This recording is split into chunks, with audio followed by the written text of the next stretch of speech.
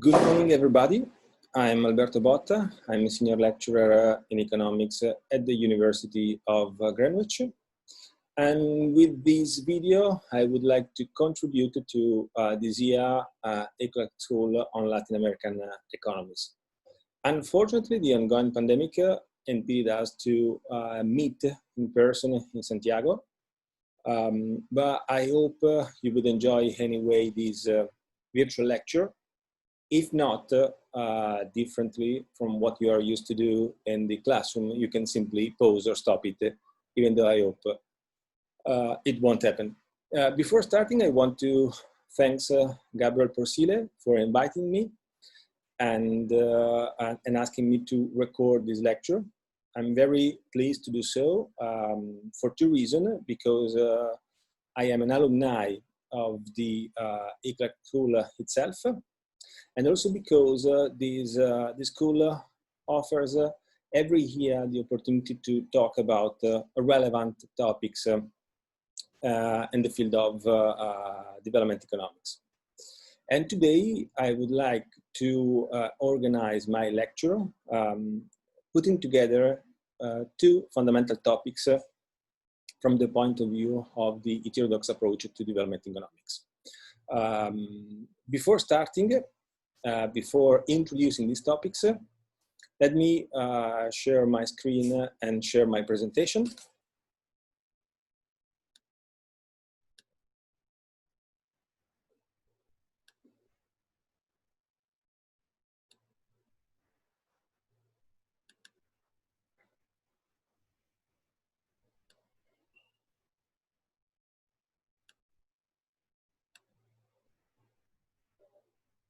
Here it is. Okay, so as I told you before, I would like in this lecture to combine two very important topics in terms of development economics, which are at the center of several heterodox analyses about the problems of developing and emerging economies. On the one hand, I would like to talk about the effects of capital inflows, surges, better to say, in capital inflows, perhaps due to measures of financial liberalization, capital account liberalization in particular, on the performance of developing and emerging economies. And I would like to merge this point on the traditional emphasis put by structuralist theory on the importance of the productive structure, on the sectoral composition of an economy, for explaining the long-run growth trajectory of the economy itself. So let me say a little bit more about the idea of this lecture. I would say that now there is a kind of consensus among economists, regardless of their theoretical approach, that financial liberalization, capital account liberalization, could give rise to temporary surges in capital flows towards developing and emerging economies, and that those surges could be destabilizing for the receiving economies and could create considerable problems in terms of macroeconomic stabilities and in terms of the dynamics of some leading variables, I would say leading macro prices of the receiving economies. That's why now there is consensus that unfettered capital flows towards developing countries and emerging economies could create more problems than what they potentially solve. And therefore, there's an idea of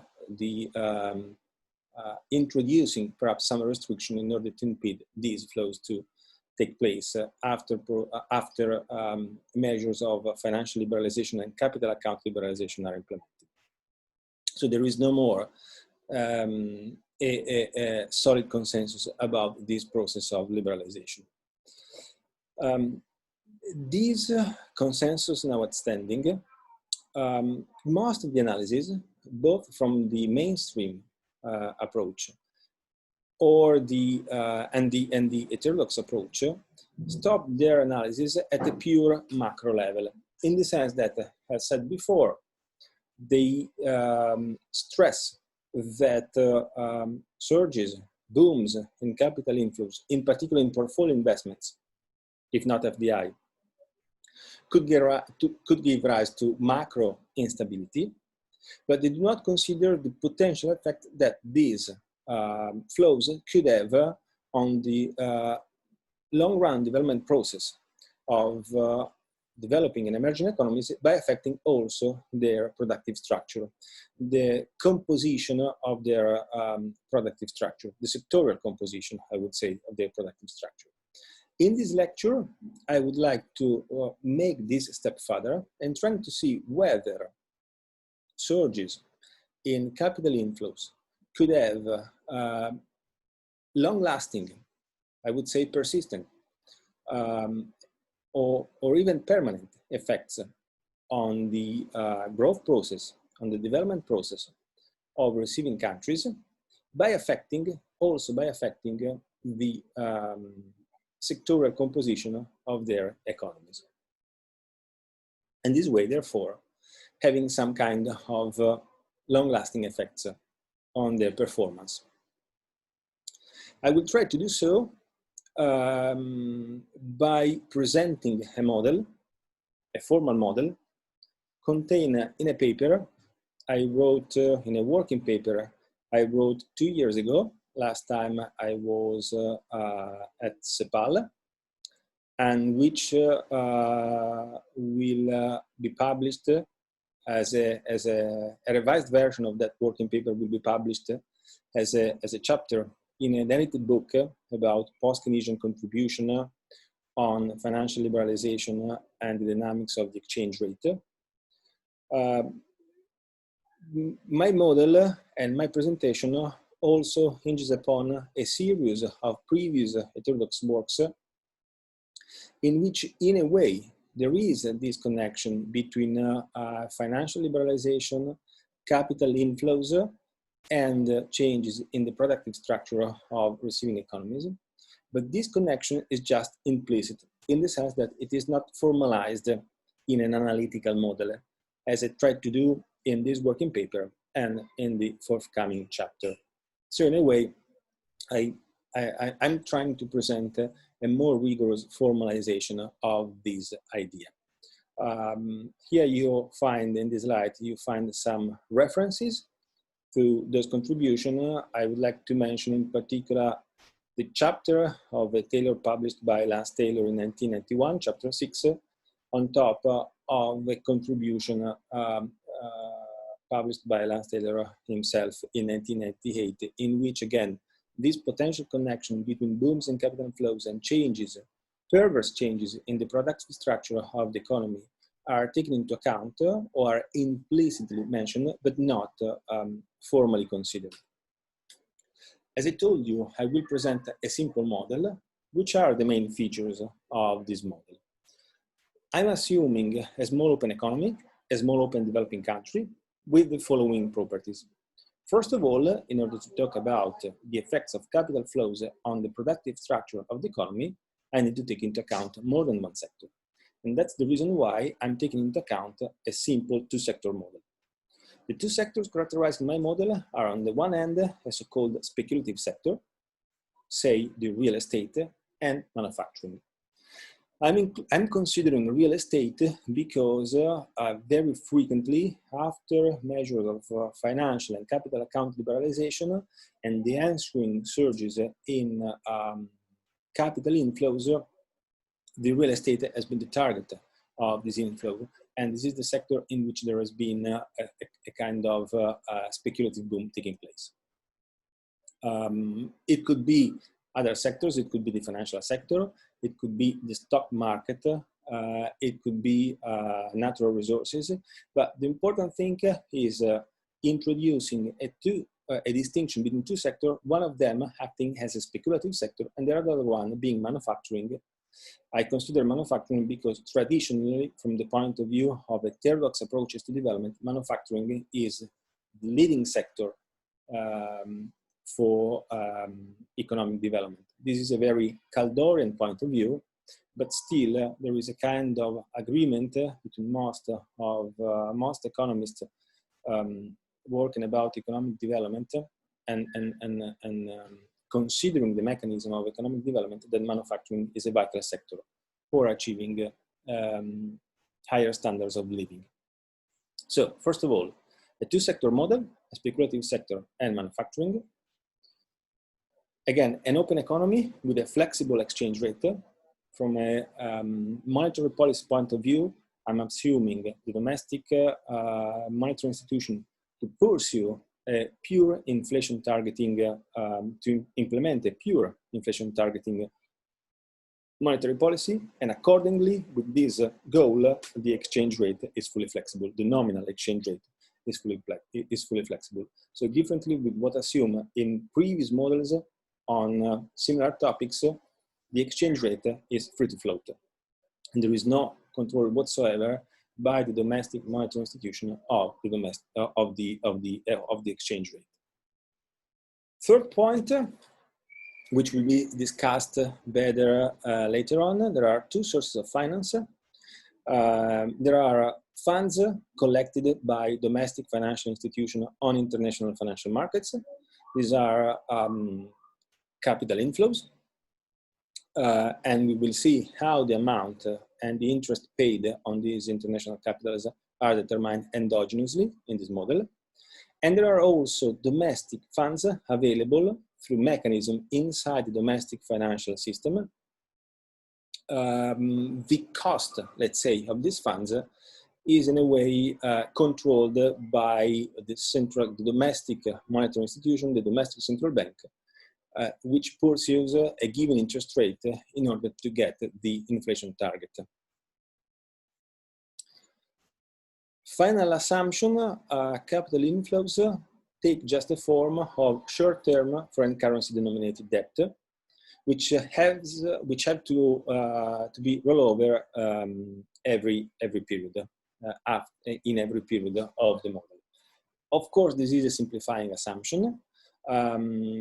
Of course, it makes it easier for us to assume foreign capitals to be denominated in foreign currency.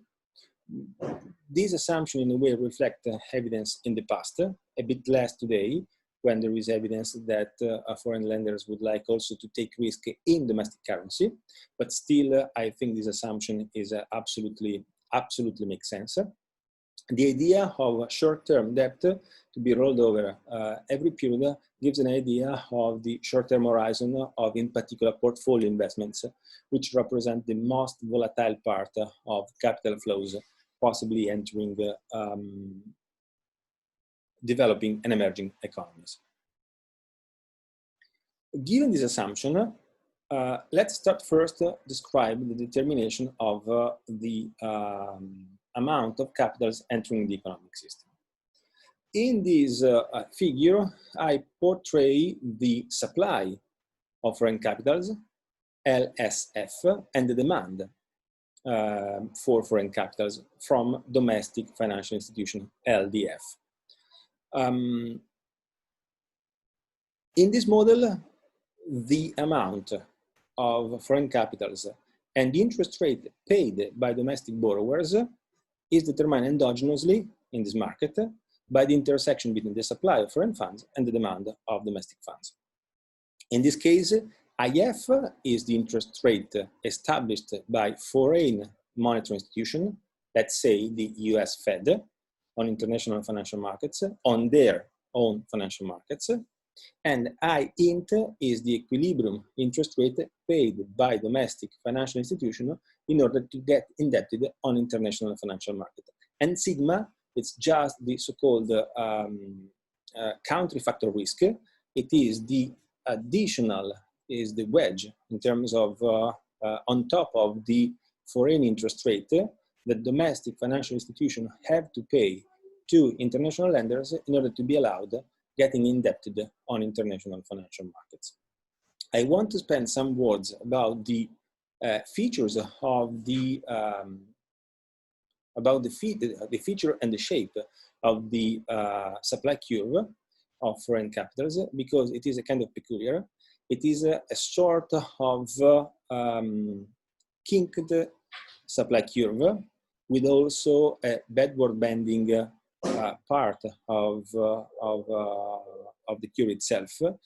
This shape of the supply curve for foreign capitals tries to capture the idea that sentiments, conventions, and perception of international investors are fundamental in order to determine the amount of foreign capital available to developing and emerging economies, and also the cost of that financing. Because in a way, at the beginning, there is a kind of flat part of this curve, which means that in times of financial bonanza, foreign capitals could be available at a cheap interest rate, not that much different with respect to the interest rate prevailing on foreign financial market, and therefore, in that period, there is plenty of capitals potentially entering and given to domestic borrowers. Nevertheless, if there is an abrupt and suddenly change in the sentiment or perception of international financial lenders, then interest rate may suddenly increase at much higher level. This won't prompt any further increase in capitals. Actually, there may be the same capital available at much higher interest rate. This is a so-called sudden stop. And if the situation continues, there could be even a capital reversal. This is the backward bending part of the supply curve. In this case, even at much higher interest rates, capitals available to developing and emerging economies is reduced, and effectively there is what we said before, a capital reversal. Capitals are reduced period after period. These are the two equations describing the two functions. On the one hand, there is the function describing the supply of foreign capitals, which is a negative function of the interest rate targeted by foreign monetary institution, IF, and it is a positive function of the interest rate of the interest rate on international financial markets. Domestic borrowers have to pay to foreign lenders. And here there is the demand for international funds coming from domestic borrowers, from domestic financial institutions. It is a function of several elements. First of all, it is a positive function of the interest rate targeted by domestic monetary institution, ICB, and I will explain quite soon why there is this positive relationship. It is a negative function of the interest rate that domestic financial institutions have to pay to international borrowers or international on international lenders on international financial markets. It is a negative function of the nominal exchange rate E. The higher is E, and therefore the more depreciated is domestic currency with respect to foreign currency. Keep in mind that in this model, E represents the quantity of domestic currency that we can purchase with a unit of foreign currency. So the higher is E, the more devaluated is the domestic currency with respect to foreign one. The negative relationship between the demand for foreign funds and the nominal exchange rate is the fact that since that we are talking about funds denominated in foreign currency, the more depreciated is the domestic exchange rate, the costlier becomes getting indebted in a foreign currency. On the contrary, the more appreciated is the exchange rate, the easier and cheaper becomes getting indebted in foreign currency. Last points, the demand for international funds is a positive function of the expected increase in the price of the domestic speculative asset. We will see soon that Z is the domestic speculative asset, and PEZ hat is the expected increase in the price of the domestic speculative asset. In a way, this represents the expected capital gains obtained by domestic financial institutions by getting indebted on international financial markets and then use those funds in order to speculate on the domestic speculative asset. And also, the demand for international funds is positively influenced by ID, which is the interest rate charged by domestic financial institutions when lending to companies in the domestic manufacturing sector. So ID represents the interest rate obtained by domestic financial institutions when collecting money from international financial markets and then using this money in order to lend to domestic companies in the manufacturing sector. This is the description of the functioning of the international financial market, if you want. Now we have to combine it with the domestic financial market, with the resources available domestically. And the best way to do this is to analyze very briefly and very shortly the balance sheet of domestic financial institutions, which are expected to intermediate between the international financial markets and the domestic economic system. Now, in terms of the liabilities, there are two types of liabilities.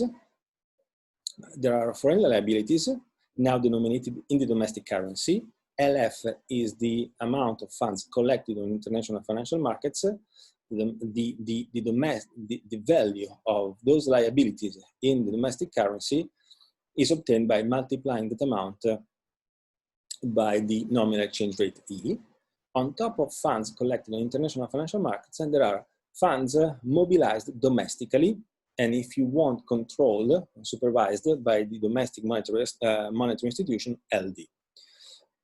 Those two funds collected somehow by domestic financial institutions are invested in two different ways.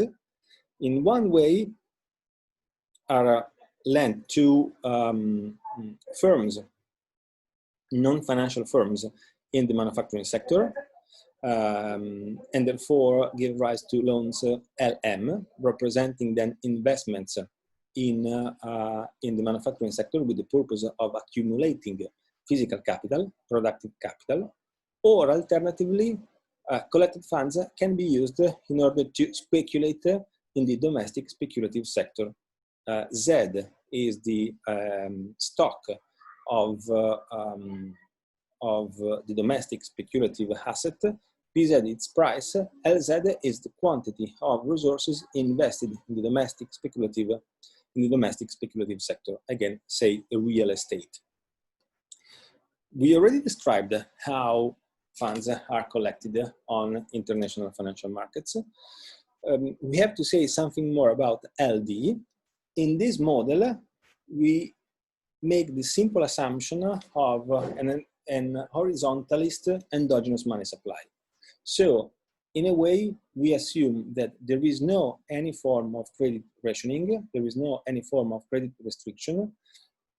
Financial institutions can have all the resources they want and can therefore provide companies or speculate in the speculative sector as many resources as they want. These resources are available, are fully available, because there is a fully accommodationist approach taken by the domestic monetary institution, by the domestic central bank. The domestic central bank charges an interest rate ICB on funds available domestically, and the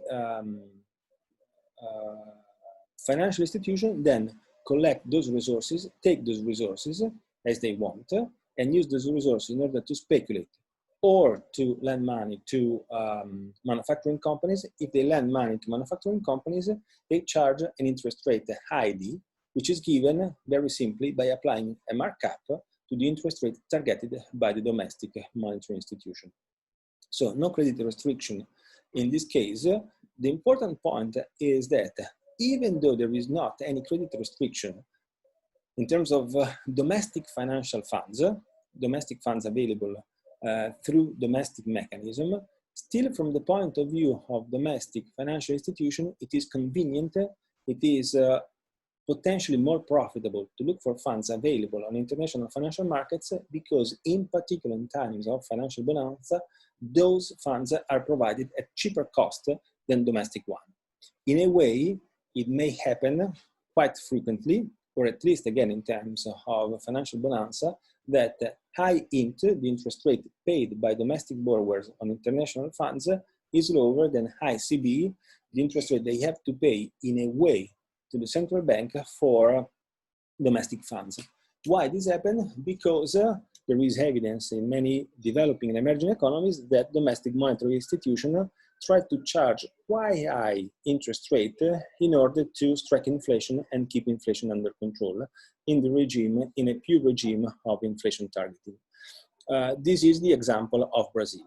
In this context, it becomes more profitable for domestic financial institutions getting indebted in foreign currency denominated via foreign currency denominated loans, paying a lower interest rate on international financial markets, and then, if you want, intermediate and use those resources in order to lend domestically. And if you want, make profits and speculate on the difference between the interest rate they are charged on international financial market, the lower interest rate they are charged on international financial market with respect to the interest rate targeted by domestic monetary institution, and the interest rate they effectively charge to domestic borrowers, firms in the manufacturing sector, or the expected profitability if those funds are used for speculating in the domestic speculative sector.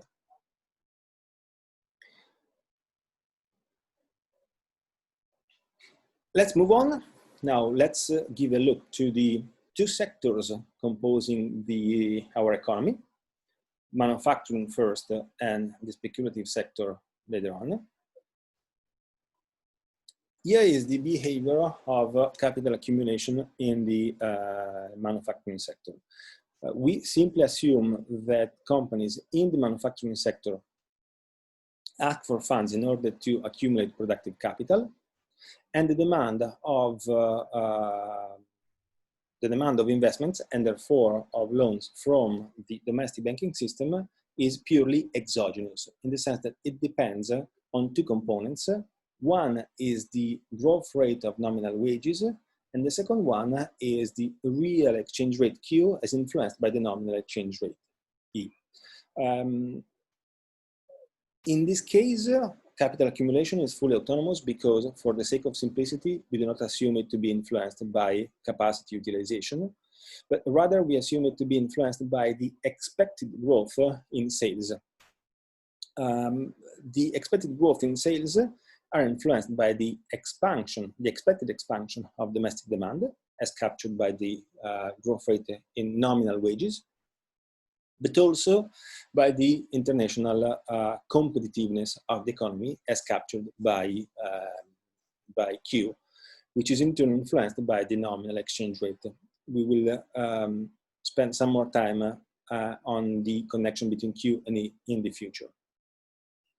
Another point is that the manufacturing sector, companies in the manufacturing sector, pursue a very simple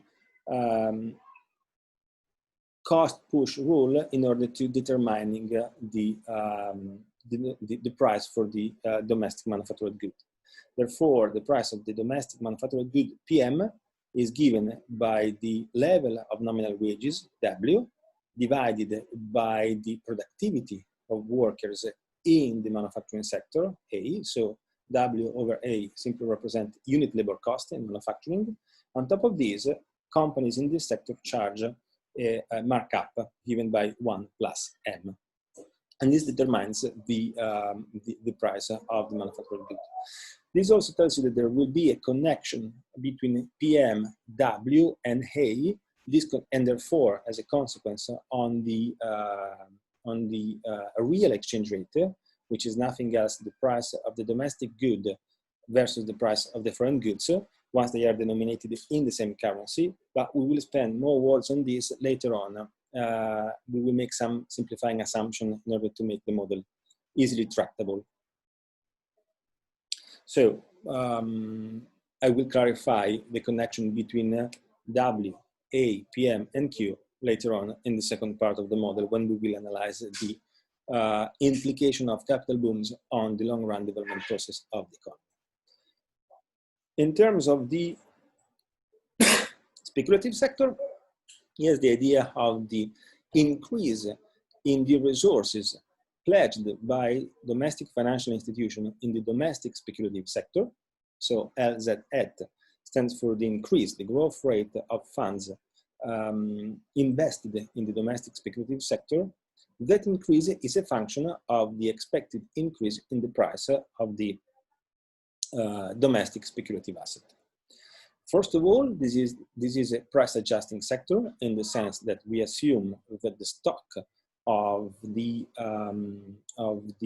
speculative asset is given in the short run, and therefore the price of that asset is given by the quantity LZ of resources invested by domestic financial institutions in that speculative sector. According to this function, again, the increase in the quantity of resources that domestic financial institutions would like to invest in domestic speculative asset, perhaps collecting those resources on international financial market, is given by the expected capital gains obtained by investing in that sector and by purchasing the speculative asset. Here, PEZ hat stands for the increase in the price, the expected increase in the price of the speculative asset.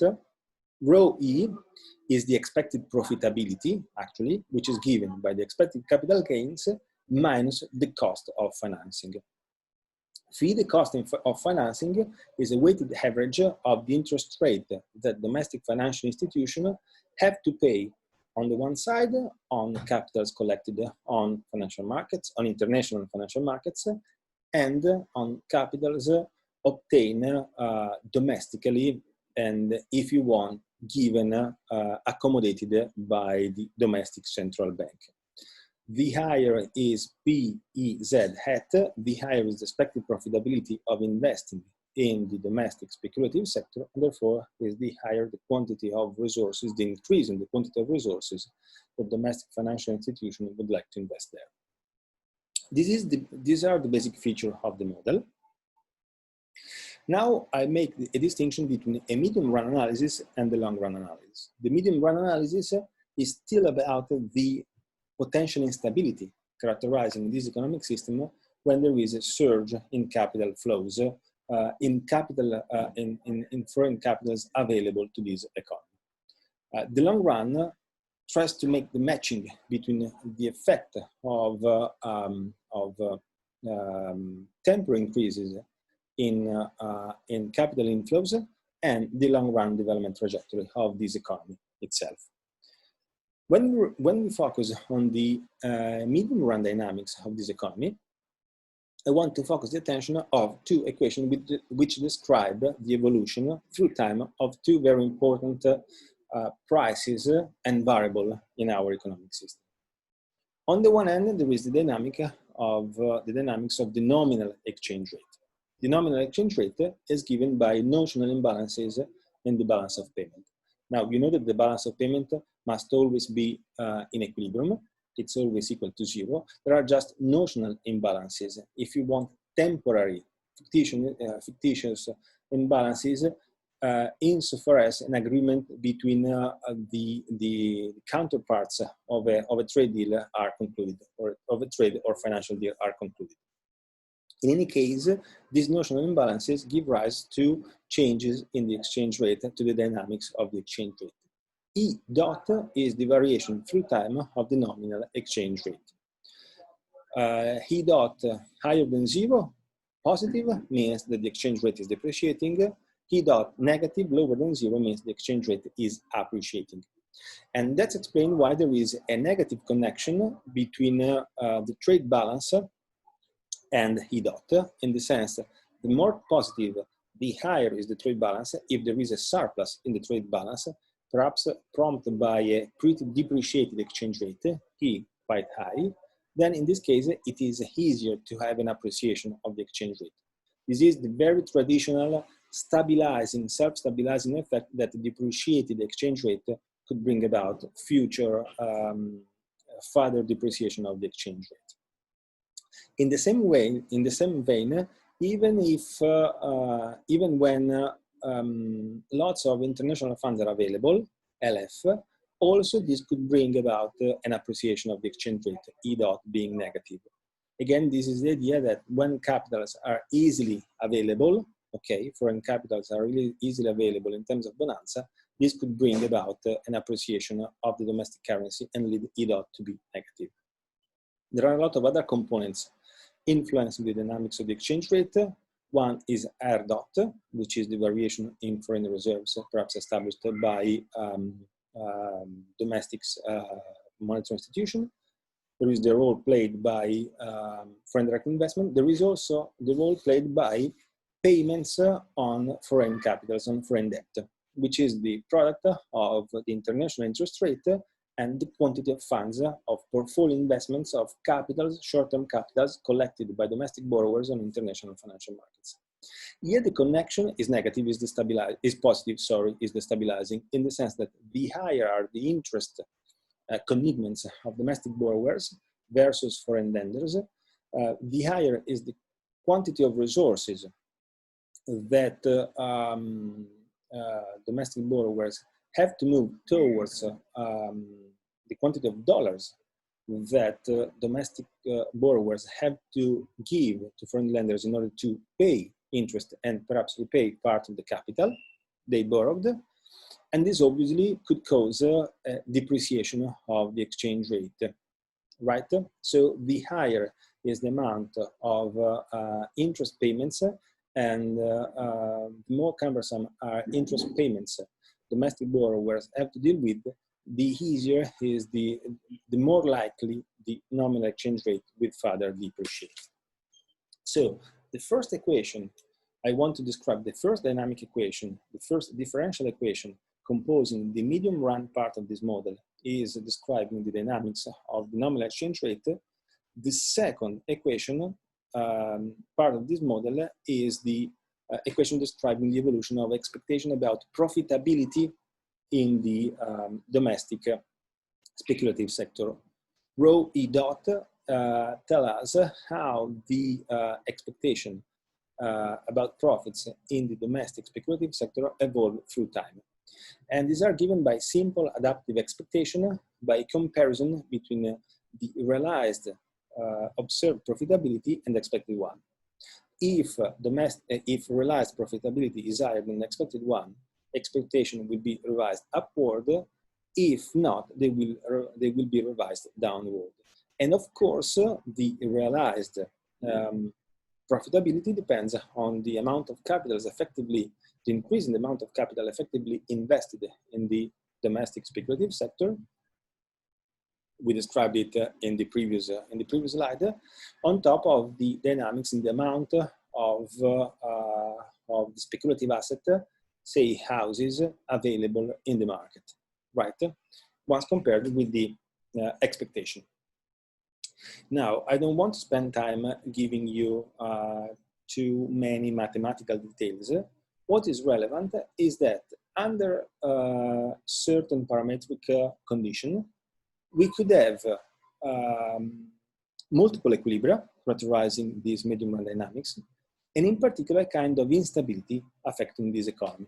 Because under certain parametric condition, we may have two equilibria influencing characterizing the model. Equilibrium A, which is a saddle path unstable, or alternatively, equilibrium B, which is characterized by circular dynamics in its neighborhood. What is relevant is that in this context, very easily, there's the possibility that this economy is characterized by some kind of speculative booms affecting the economy and the domestic speculative sector in particular. Just to give you a description of this mechanism. For any reason, let's assume that the economy is at point C. C could be a previous equilibrium point that after a process of liberalization does not represent an equilibrium any longer. In this case, what happens? If the economy finds itself in C, there's a dynamics taking place in which capitals are entering the economic system. They are attracted by the possibility of making considerable profits in the domestic speculative sector. Indeed, as you can see, there's a process in which expected profitability by investing in the domestic speculative sector increases simply because realized profits are persistently in this stage of the story, at the very least, higher than the expected one. Domestic financial institutions desire to get indebted on international financial markets. Financial markets are very happy to provide those capitals, and large amount of capitals made available by international financial lenders give rise also to an appreciation of the exchange rate. E decreases and the exchange rate appreciates, so that this process is even further reinforced. Will this process last forever? The response is no, because as soon as the economy moves from point C towards point B, the economy will enter a phase in which a too much appreciated exchange rate will give rise to a potentially large trade account deficit. And the large trade account deficit will put pressure on the exchange rate to depreciate. On top of this, in this process, this economic system may have become considerably indebted on international financial market. So the amount of interest payments domestic financial institutions have to pay every year back to foreign institutions will become considerable and will put further pressures for a further depreciation of the exchange rate. So when the economy then crosses the ease-off line for E dot equal to 0, the depreciation of the exchange rate will effectively start. But what happens when there is the depreciation of the exchange rate? Well, when there is a depreciation of the exchange rate, very likely international funds will become more expensive. International lenders will change their sentiment, their convention about the solidity of this economy. They will start charging much higher interest rates. And if they start charging much higher interest rates, then the repayment of foreign debt, of foreign currency denominated debt, will become even more cumbersome. And therefore, this might give rise to a complete collapse of the exchange rate. The collapse of the nominal exchange rate and the fact that capitals will become much more, the collection of capitals will become much more expensive, may induce domestic financial institutions to stop investing, to stop speculating in the domestic speculative asset. Therefore, the price of the domestic speculative asset could even drop, or at least slow down, and it could come we could enter a stage of this process in which realized profits are lower than expected ones, and therefore even expected profits by investing in the domestic speculative sector will start decrease, will start to be revised downwards. All these cyclical dynamics in the neighborhood of point B represent the kind of volatility that could easily characterize this economy when an investment boom takes place. This is a kind of traditional boom and bust dynamics characterizing in the medium run which characterized, I would say, from an historical point of view, many developing and emerging economies in the past, after measures of financial and capital account liberalization. Again, here it is just a description of what I described in words right now, the cyclical dynamics in the neighborhood of point B in the presence of multiple equilibria. And these are the consequences, the speculative bubbles that could likely take place after financial and capital account liberalization, and when there are temporary, but although destabilizing surges in portfolio capitals entering the economic system, and the heightened volatility characterizing the neighborhood of point. This is obviously important, but in a way this is nothing new with respect to what's said by many other models. If you want, the novelty of this contribution is trying to combine these medium-run dynamics with the long-run development process of the economy. And we try to do this by introducing some other simplifying assumptions that make us easier to understand this connection. This is the point in which, for instance, we will clarify a little bit the connection between the real exchange rate,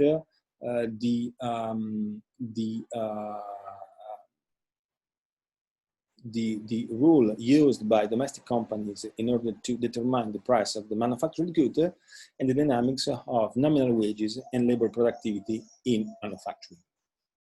Indeed, in this model, when moving to the long-run analysis, I make this simplifying assumption. First of all, I'm assuming that the growth rate in nominal wages is equal to the growth rate of labor productivity in the manufacturing sector. This means that the price of the domestic manufactured good doesn't change. It means that in presence of a given increase in labor productivity in manufacturing, nominal wages increase by the same amount, and therefore PM remains constant.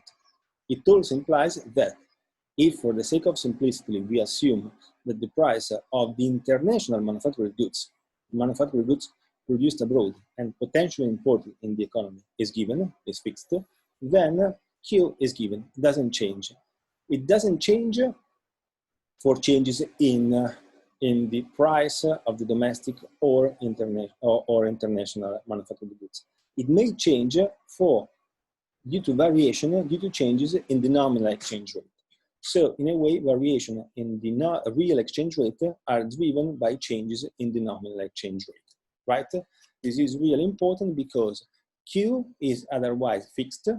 Q changes because there are variation in the nominal exchange rate, because through this simplifying assumption, connecting the increase in nominal wages, in domestic nominal wages, to increase in the dynamics of labor productivity in manufacturing, we avoid to take into account the effects of increases in the price of the domestic manufactured goods, and at the same time, for the sake of simplicity, we exclude an increase in the price of the manufactured goods produced internationally, produced abroad, and potentially imported in our economic system.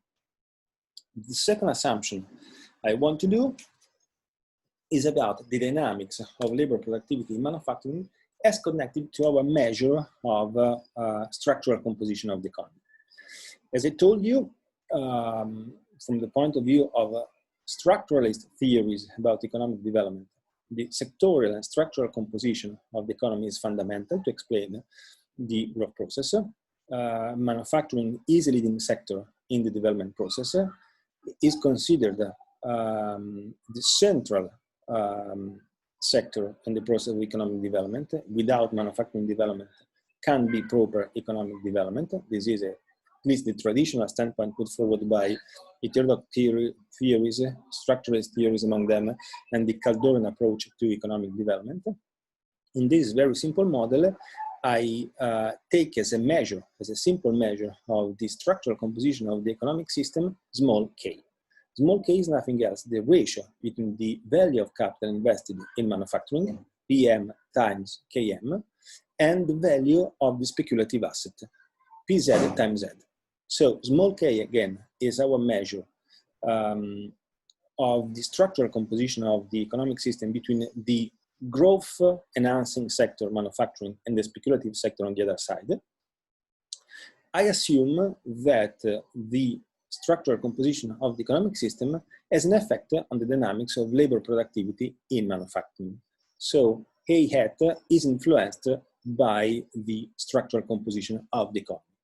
And in particular, I'm assuming that A hat changes through time according to inverted U-shaped function. At the first stage, when small k increases, also the increase in the manufacturing labor productivity accelerates. So the labor productivity in manufacturing grows faster. After a certain point, then a declining relationship kicks in, and therefore further increases in small k give rise to reduction in the growth rate of labor productivity in manufacturing. There is a slowdown in the growth rate of labor productivity in manufacturing. How I justify this assumption? Well, basically, I connect this assumption to the fact that from an historical point of view, data tell us that indeed there is an initial stage of the development process in which labor productivity and manufacturing productivity, among it, the overall labor productivity and the specific manufacturing labor productivity accelerate up to a point in which there is a slowdown in the growth rate of labor productivity. And this slowdown is linked to the exhaustion of some economies of scale traditionally associated to EVD industries. Let's say the chemical industry or the steel industry. These industries are kind of EV, capital-intensive industries, characterized by some economies of scales. When these industries reach a given size, a given dimension, the economies of scale are exhausted, and therefore the push in terms of labor productivity that these sectors, these manufacturing sectors are used to go to the economy as a whole, but to manufacturing labor productivity and more specifically tends to be exhausted. And therefore this is the reason why there is the slowdown from a certain point on of the growth rate in manufacturing labor productivity.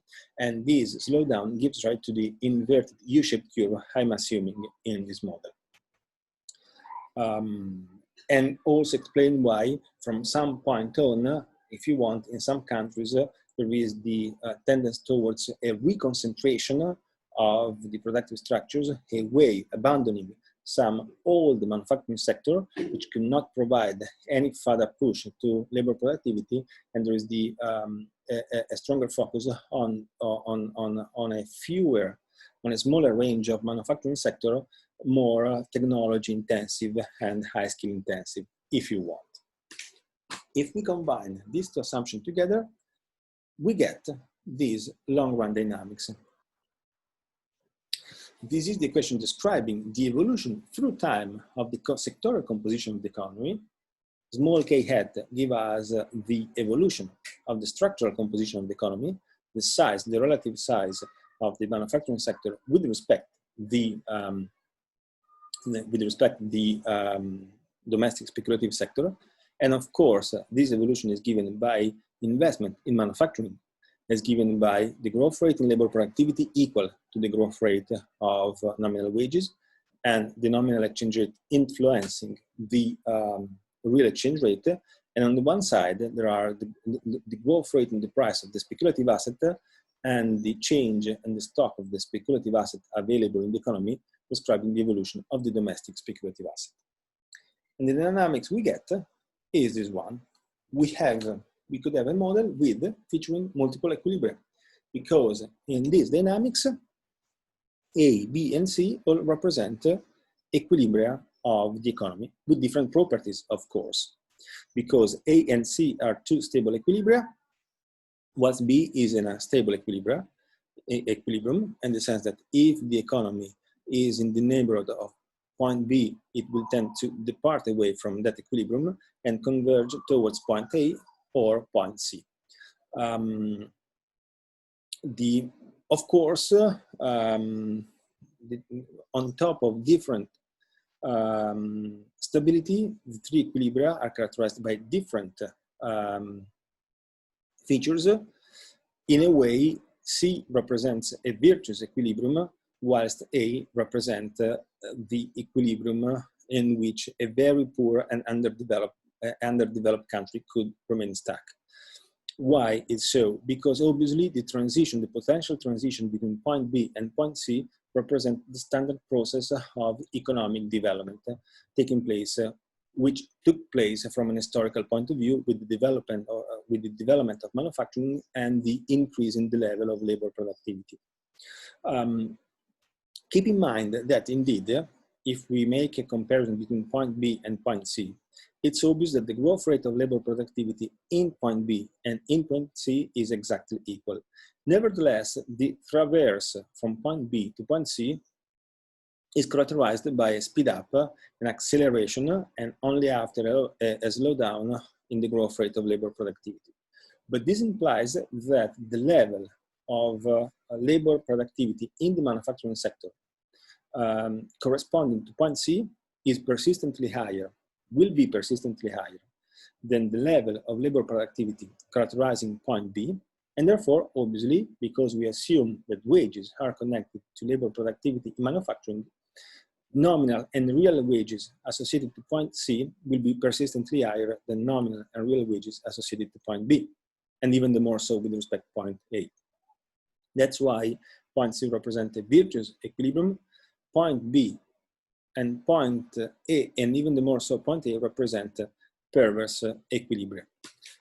One important feature to stress is that the instability characterizing point B gives rise to a underdevelopment trap, because relatively poor economic system starting with a stock of relative capital lower than KB, small KB, will never be able to develop themselves autonomously, but actually they will find themselves stuck in point A with no manufacturing sector, at least in relative terms with respect to the speculative one, and a much lower level of labor productivity and level of labor productivity growth. So therefore, the instability characterizing point B is important because it creates an underdevelopment trap. Only countries which manage to accumulate a minimum level of the relative capital stock higher than small KB will give rise to an autonomous process of manufacturing and economic development, bringing the economy far away from point B and towards the virtuous equilibrium point C. On the left-hand side of point B, there's no possibility for autonomous development to take place. This is a vital aspect of this model because it is precisely related to the existence of this underdevelopment trap that a temporary surge in capital inflows could have long-run destabilizing effects and detrimental effects on the development process of this economic system. Because let's assume there is a financial boom, as we described in the medium-run part of this model. Let's assume that there is a surge in international capitals available to this economy. Let's assume that domestic financial institutions start to speculate heavily in the domestic speculative sector. And let's assume that there is an appreciation of the exchange rate, of the nominal exchange rate, and therefore of the real exchange rate, and there is also an increase in the price of the domestic speculative asset. What all this will imply in terms of the long-run dynamics of the economic system? It is well described in this graph, in this figure, because what will happen is that the geometric locus for a constant value of small k will move upward, given that financial speculation, given that, better to say, huge increases in international capitals available to this economy. Financial speculation and the phase of financial euphoria will, on the one hand, appreciate the nominal exchange rate, and therefore will undermine the international competitiveness of domestic manufacturing. And given that it will increase the domestic price of the domestic speculative asset, in order to maintain small k constant, in order to incentivize more investment in manufacturing, the loss in terms of international competitiveness and the implicit expansion and the expansion in the domestic speculative sector must be compensated by more investment in manufacturing, as given by a larger increase, a faster increase in manufacturing labor productivity, and therefore a faster increase in domestic nominal wages. That's why the locus for constant small k moves up. But what does it mean? Upward movement of the locus, giving us constant values of the relative sectoral composition of the economic system. This implies that simply the poverty trap, on the underdevelopment trap on the left-hand side of equilibrium B will get wider, will expand, will get larger. And therefore, even economies slightly on the right-hand side of point B, and possibly giving rise to the normal process, the historical process of economic development and the traverse from point B to point C, well, they can find themselves stuck in an underdevelopment trap. They could push back towards point A. This means that due to a temporary financial boom, a temporary phase of financial euphoria, and a kind of speculative dynamics temporarily taking place in the economic system, as supported and financed by huge amounts of capitals inflowing into the domestic economy, then this economic system could remain permanently stuck in a lower long-run equilibrium, point A. Because again, there is a process of premature industrialization. As you can see, due to these arrows, the economy was, this hypothetical economic system, could be close to point B, but on the right-hand side of point B. It was giving rise to the normal traverse towards point C. Due to this episode of financial euphoria and speculative boom, then it could remain stuck, eventually remain stuck in a low equilibrium due to a process of premature deindustrialization, as described, for instance, by Daniel Rodman. So this is the idea that a temporary financial boom, perhaps financed by recurring to large inflows of international capitals, could be persistently detrimental, could have persistently detrimental effects on the long-run development process of this economic system. Policy implications of this. Policy implications are quite clear.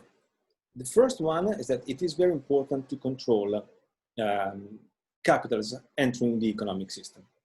And therefore, that's why there could be, there is a kind of increasing consensus that in particular quantity restrictions are very important in order to avoid these troublesome episodes of financial euphoria to take place in developing and emerging economies. So in this case, all attempts to control the exchange rate, the nominal exchange rate, and speculative booms via reserves may not work well. The easiest way to go is to directly impede huge amount of capitals, of foreign capitals, from entering the economic system. And therefore, that's why it is important perhaps to take into account quantitative restrictions. Second point, it might be important to, in a way, kill the rentier in developing countries. Kill the rentier means tame as much as possible all phenomena of financial speculation and reduce interest rates that could be obtained, that could be gained by rentier inside the economic system. Here the idea is that domestic monetary institutions should avoid carry trade to take place. And how they could avoid carry trade to take place? They could avoid carry trade to take place by targeting low, moderate interest rate inside the economic system, very differently with respect to what happened traditionally and historically in the last decades in Brazil. This will discourage carry trade because this will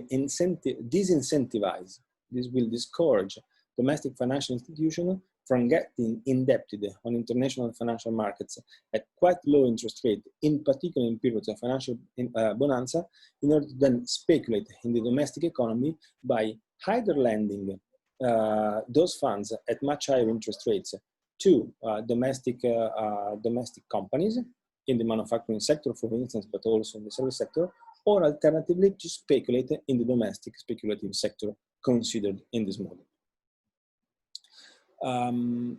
Final point, in a way, this model tells us the importance of a fair distribution of the fruits of labor productivity with domestic workers, because in this model, for the sake of simplicity, we assume the that increases in manufacturing labor productivity are fully transferred to nominal wages. In a way, this kind of distributive rule is good because it keeps the domestic economy expanding, the domestic market expanding. It doesn't jeopardize the international competitiveness of that economy, because without an appreciation of the nominal exchange rate, the real exchange rate remains stable. And we could even think at stable domestic prices with a kind of, with capital controls in place, we could even imagine domestic monetary institution to target a kind of depreciated nominal exchange rate, giving rise to a depreciated and competitive real exchange rate. In a way, this point also addresses a traditional concern raised by structuralist economists at CEPAL, the idea that there should be a connection between the dynamics of domestic labor productivity and wages in order not to transfer all the benefits to more productive labor domestically to foreign consumers in terms of lower prices.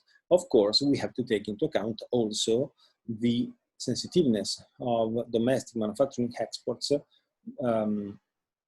with respect to the real exchange rate and the foreign price competitiveness. So we have to take this advice with caution, but in any case, stress that a fair distribution of the fruits of labor productivity could be very useful for the development process itself. Before concluding, I want to stress that this is a first attempt to develop, at my knowledge, is one of the first attempts to make a connection between the effects of capitals flows into emerging and developing countries and the changes in its productive structure in formal models. This is a very simple, in some cases rough and rude model. It is clearly a model, and therefore there are several spaces for further developments. Yeah, I would like to outline at least three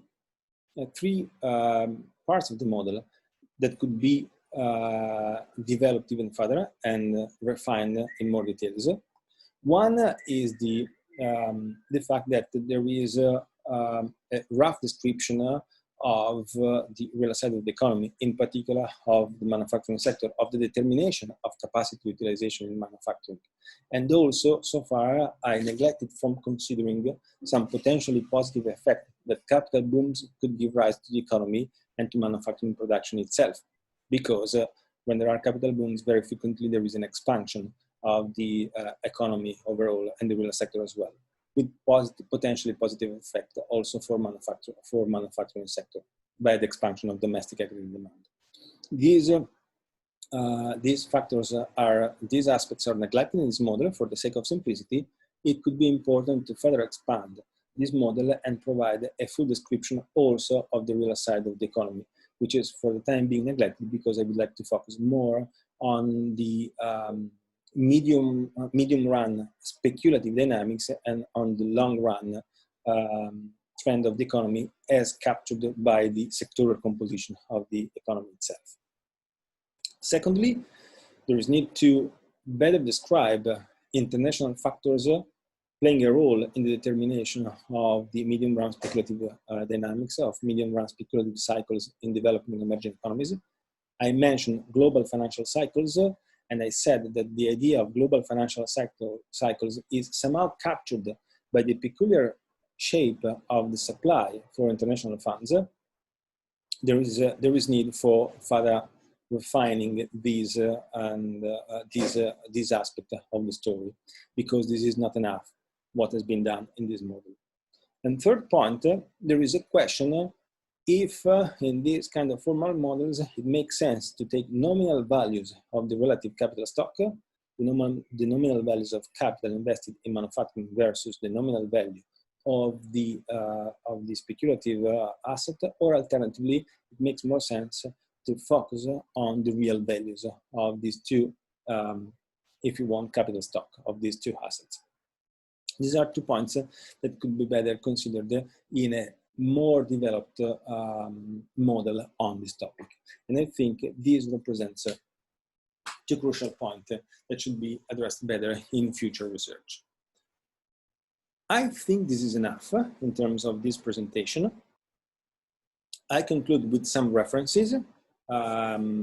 Some of them are related to my previous contribution, but then there are also other very fundamental cornerstones in terms of structuralist economics, but not only.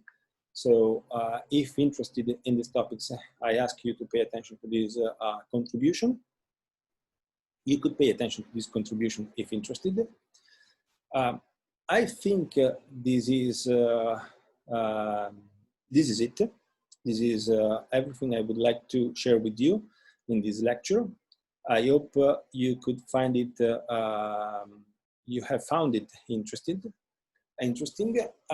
If you're interested, of course, I invite you to contact me. This is my email address, and do not hesitate to make me any question if you are interested in this topic and you would like to have more information. So I stop sharing here so that I can say you bye-bye. And again, I hope you found this lecture interesting. Again, I invite you to contact me whenever you want, whenever you like it. If you want to have more information on this topic and you would like to develop it or share your ideas on this topic, if relevant or not, or ways in order to analyze it in more details in different ways. And again, it has been a pleasure to potentially interact with you with this lecture, and hope to see you soon in person, perhaps in Santiago, when this pandemic will be over and we will have chance to meet again in person and interact face to face. Thank you for your attention and hope really to see you soon.